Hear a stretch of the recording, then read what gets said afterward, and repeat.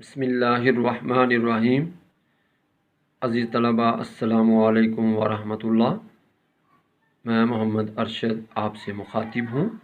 اس سے پہلے ہم سورۃ الاحزاب کا پہلا سبق آیات 1 تا 8 مکمل کر چکے ہیں۔ آپ کوشش کیجئے کہ اسے اچھی طرح یاد کر کے اس کی آیات کا ترجمہ اور جو اس کے سوالات ہیں ان کے جوابات اچھی طرح تیار کر کے اپنے والدین کی نگرانی میں اسے ٹیسٹ کی شکل میں بھی ان کے سامنے دیجیے۔ آج ہم سورۃ الاحزاب کا درس رابع بے یہ آیات 9 تا 20 ہیں۔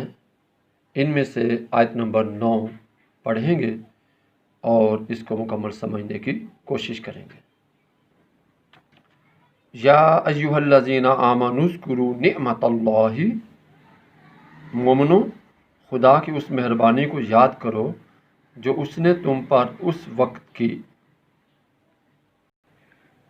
عزیز طلبہ، یہ جس وقت کے متعلق رب تعالیٰ یہاں بتا رہا ہے یہ کون سا وقت تھا؟ یہ ایک بڑا طویل اس میں معلومات ہیں، لیکن مختصراً آپ کو بتانے کی کوشش کروں گا۔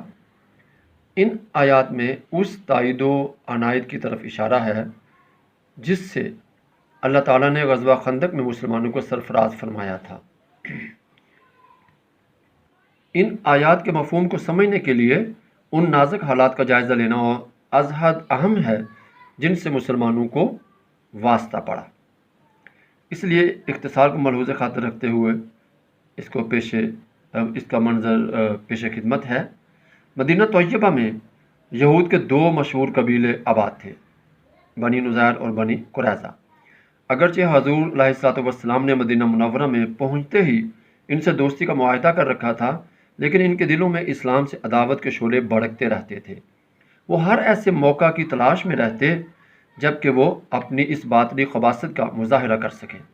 غزوہ احد میں جب گھاٹی پر متعین تیر اندازوں کی عجلت اور غلطی کے باعث اسلامی لشکر کو سخت جانی نقصان ہوا تو یہود کے حوصلے بڑھ گئے۔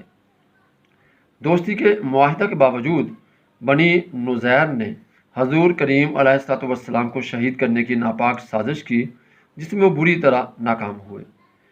اس عہد شکنی اور غداری کے بعد حضور علیہ الصلوۃ والسلام نے انہیں مدینہ طیبہ سے نکل جانے کا حکم دیا۔ عبداللہ ابن ابی جو ایک بہت بڑا منافق تھا، اس نے انہیں جا کر شہ دی کہ وہ اپنے گھروں میں ڈٹے رہیں۔ اگر لڑائی کی نوبت آئی تو وہ اپنی جماعیت کے ساتھ مسلمانوں کے خلاف جنگ کرے گا، اور اس نے یقین دلایا کہ دوسرے کئی قبائل بھی ان کی امداد کے لیے مدینہ پر دھاوا بول دیں گے۔ اسی لیے بنی نضیر نے اس حکم کی تعمیل سے انکار کر دیا اور صاف صاف کہلا بھیجا کہ ہم اپنے گھروں کو چھوڑنے کے لیے تیار نہیں، آپ سے جو کچھ ہو سکتا ہے کر گزریے۔ نبی کریم صلی اللہ علیہ وآلہ وسلم نے مہلت کی مدت ختم ہوتے ہی ان کا محاصرہ کر لیا۔ عبداللہ ابن ابی دبک کر اپنے گھر میں جا بیٹھا۔ کسی کو ہمت نہ ہوئی کہ ان کے دوش بدوش کھڑا ہو کر مسلمانوں کا مقابلہ کرے۔ جب بنی نضیر نے حالات کو اپنی توقع کے خلاف پایا تو انہوں نے مدینہ طیبہ چھوڑنے پر آمادگی کا اظہار کیا۔ چنانچہ 3 آدمیوں کو ایک اونٹ پر جتنا سامان وہ لاد سکتے تھے لاد کر لے جانے کی حضور صلی اللہ علیہ وآلہ وسلم نے اجازت دے دی۔ بنی نضیر جلا وطنی کے بعد کچھ خیبر میں آ کر آباد ہو گئے اور بعض وادی القرا میں فروکش ہو گئے، لیکن انہوں نے یہاں آ کر بھی اسلام کے خلاف سازش کرنی شروع کر دی۔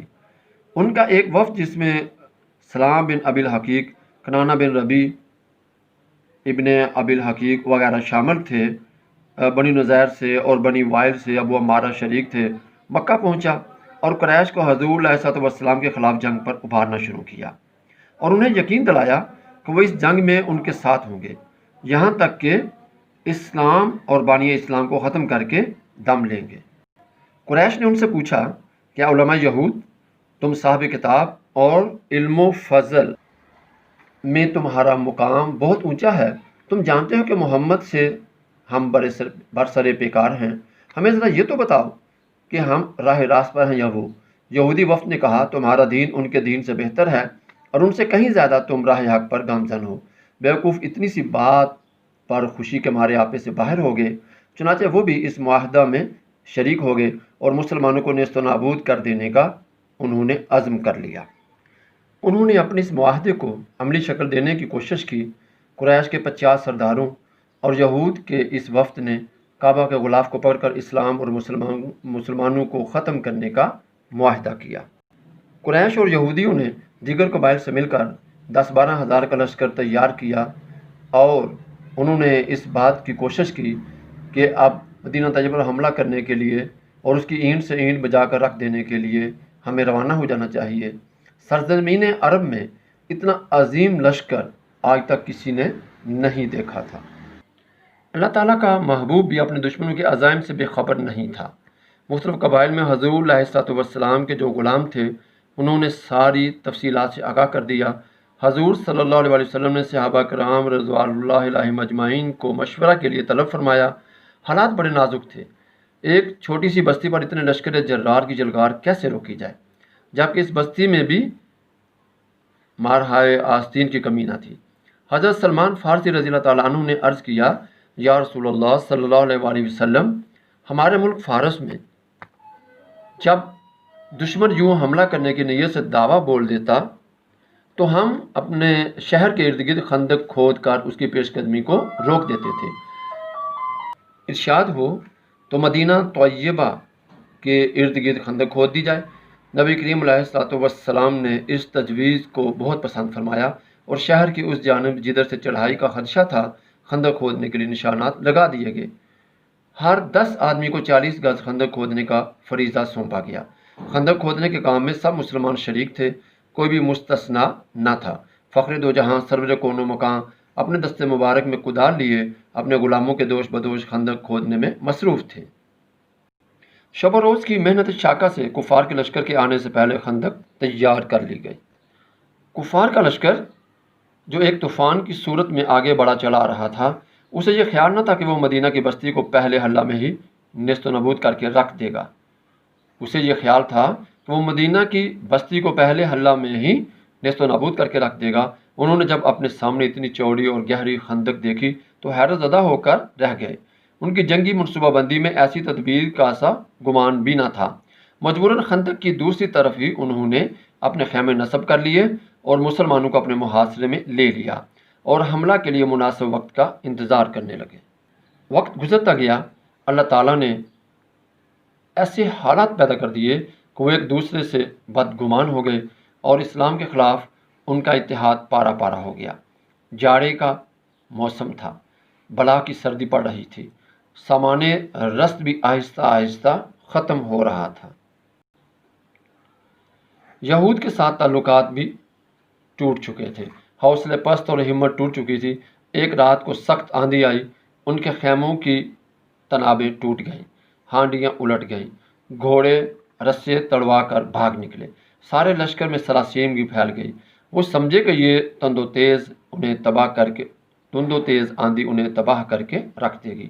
ابو سفیان جو اس ساری شرارت کا سرغنہ تھا، اپنے اونٹ پر سوار ہوا اور کہا، یارو میں تو جا رہا ہوں، تم بھی کوچ کرو، تم دیکھ نہیں رہے کہ جکڑ کیا قیامت ڈا رہا ہے۔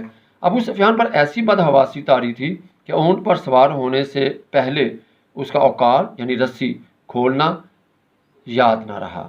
جب اس نے اسے ایڑ لگا کر اٹھانا چاہا تب اسے پتہ چلا کہ اس کا پاؤں رسا سے بندھا ہوا ہے۔ اسی حالت میں اس نے اوقال کو تلوار سے کاٹا اور سر پر پاؤں رکھ کر وہاں سے بھاگ نکلا۔ قریش اور غطفان نے جب اپنے کمانڈر ان چیف کو یوں بزدلی کا مظاہرہ کرتے اور فرار ہوتے ہوئے دیکھا تو انہوں نے بھی بھاگ جانے میں عافیت سمجھی۔ حضرت حذیفہ نے ابو سفیان اور اس کے لشکر کے فرار کا آنکھوں دیکھا حال بارگاہ رسالت میں عرض کیا تو رحمت عالم صلی اللہ علیہ وآلہ وسلم خوشی سے ہنس پڑے، یہاں تک کہ حضور صلی اللہ علیہ وآلہ وسلم کے دندان مبارک کی سفیدی ظاہر ہو گئی۔ مسلمان جب صبح بیدار ہوئے اور لشکر کفار کے پڑاؤ کی طرف دیکھا تو وہاں ٹوٹی ہوئی تنابوں، الٹی ہوئی ہانڈیوں، بجھی ہوئی آگ اور بکھرے ہوئے سامان کے سوا کوئی چیز نظر نہ آئی۔ کفار کی کالی گٹا ناپید ہو چکی تھی۔ یثرب نگر کا مطلع صاف ہو چکا تھا، جہاں سورج کی سنہری کرنیں مسرت کامیابی اور اطمینان کی نوید سنا رہی تھیں۔ یہ ان حالات کا اجمالی خاکہ ہے جن میں یہ آیات نازل ہوئیں۔ اس کی روشنی میں اگر آپ ان آیات کا مطالعہ کریں گے تو آپ کو ان کا مفہوم سمجھنے میں بڑی آسانی ہوگی۔ علامہ ابن کثیر رحمۃ اللہ علیہ فرماتے ہیں، اللہ تعالیٰ نے اگر حضور صلی اللہ علیہ وسلم کو رحمت للعالمین بنا کر نہ بھیجا ہوتا تو یہ آندھی لشکر کفار کے ہر سپاہی کو ہلاک کر دیتا۔ حضور صلی اللہ علیہ وسلم کی شان رحمت للعالمینی کے طفیل کفار کو بھی عذاب الہی سے پناہ ملی۔ اللہ تعالیٰ فرماتا ہے، اذ جاءتکم جنود، جب فوجیں تم پر حملہ کرنے کو آئیں، فارسلنا علیہم ریحا، تو ہم نے ان پر ہوا بھیجی، وجنودا لم تروہا، اور ایسے لشکر نازل کیے جن کو تم دیکھ نہیں سکتے تھے۔ عزیز طلبہ، یہاں بتایا جا رہا ہے کہ اے فرزندان اسلام، کیا تم اللہ تعالیٰ کے اس انعام کو فراموش کر سکتے ہو جو اس نے اس وقت تم پر فرمایا جب عرب کے سارے قبائل ایک لشکر جرار کی صورت میں تم پر حملہ آور ہوئے تھے؟ ان کے مقابلہ میں تمہاری تعداد بھی بہت کم تھی، تمہاری مالی حالت بھی بڑی کمزور تھی، تمہاری صفوں میں جو منافق گھسے ہوئے تھے وہ بھی قدم قدم پر تمہیں اذیت پہنچا رہے تھے۔ بنو قریظہ نے کفار کے ساتھ ساز باز کر لی تھی۔ اللہ نے ان نازک اور ناگفتہ حالات میں تمہاری امداد کے لیے تیز آندھی بھیج دی، جنہوں نے کفار کے کیمپ میں کھلبلی مچا دی۔ پھر فرشتوں کا ایسا لشکر بھیج دیا جنہیں تم دیکھ نہیں سکتے تھے، لیکن ان کے نعرہ تکبیر سے کفار کے دل دہل گئے، ان کے اوثان خطا ہو گئے اور وہ ذلت آمیز پسپائی پر مجبور ہو گئے۔ اگر اللہ تعالیٰ کی نصرت تم پر ترس نہ کھاتی تو کفار کا یہ لیلہ تمہیں خس و خاشاک کی طرح بہا کر لے جاتا اور آج تمہارا نام و نشان بھی نہ ہوتا۔ یہ احسان صرف ان مسلمانوں پر ہی نہیں جو اس روز حبیب خدا صلی اللہ علیہ وسلم کے ہمرکاب تھے اور غزوہ احزاب میں شریک تھے، بلکہ قیامت تک آنے والے مسلمانوں پر ہے۔ اس لیے سب فرزندان اسلام پر فرض ہے کہ وہ اس احسان کو ہمیشہ یاد رکھیں اور شکر الہی میں کوتاہی نہ کریں، اور اگر کبھی ان حالات سے انہیں دوچار ہونا پڑے تو مایوس اور دل شکستہ نہ ہو جائیں، بلکہ اپنے رب کریم پر کامل بھروسہ کر کے کفر کے مقابلے میں ڈٹے رہیں۔ اللہ تعالیٰ اپنے نبی مکرم صلی اللہ علیہ وسلم اور حضور صلی اللہ علیہ وسلم کے جانثار صحابہ کی برکت سے ان کو بھی ضرور مدد فرمائے گا۔ وَقَانَ اللَّهُ بِمَا تَعْمَلُونَ بَصِيرًا، اور جو کام تم کرتے ہو خدا ان کو دیکھ رہا ہے۔ مسلمانوں نے جس جانصاری کا ثبوت دیا، بھوک اور سردی کی شدت میں پیٹ پر پتھر باندھ کر، اور جس طرح انہوں نے خندق کھود کر خندق تیار کی، 1 ماہ تک جس طرح انہوں نے کفر کی سرکش لہروں کے سامنے سینہ سپر رہے، اللہ تعالیٰ نے تمام حالات کو دیکھتا رہا۔ جب تم نے اپنی بندگی کا حق ادا کر دیا، اللہ کے آگے سرنگو رہے، تو اس کی شان بندہ نوازی نے تمہیں فتح مبین عطا فرمائی۔ ایک مخلص کارکن کے لیے یہ بات کتنی ہمت افزا ہے کہ اس کا کریم رب اس کی ہر کوشش کو دیکھ رہا ہے۔ دنیا اگر اس سے باخبر نہ ہو اور اس کی قدر نہ کرے، جب رب کریم دیکھ رہا ہے اور وہ قدر افزائی فرما رہا ہے تو پھر مزید کسی چیز کی خواہش باقی نہیں رہتی۔ عزیز طلبہ، آپ نے جو آیت ابھی آپ کو پڑھائی گئی اس کا ترجمہ یاد کرنا ہے، اور ساتھ ہی ایک سوال بھی آپ نے یاد کرنا ہے۔ یہ سوال ہے، سبق کی آیات کی روشنی میں بتائیے غزوہ احزاب میں اہل ایمان کو اللہ کی تائید و نصرت کیسے حاصل ہوئی؟ جواب، اہل ایمان کو اللہ تعالیٰ کی تائید و نصرت آندھی اور فرشتوں کے ذریعے ہوئی۔ اللہ تعالیٰ ارشاد فرماتا ہے، اور ایسے لشکر نازل کیے جن کو تم دیکھ نہیں سکتے تھے۔ عزیز طلبہ، آپ نے اس سوال کو اپنی کاپیوں میں تحریر کرنا ہے اور آیت نمبر 9 اور یہ سوال یاد بھی کرنا ہے۔ السلام علیکم ورحمۃ اللہ۔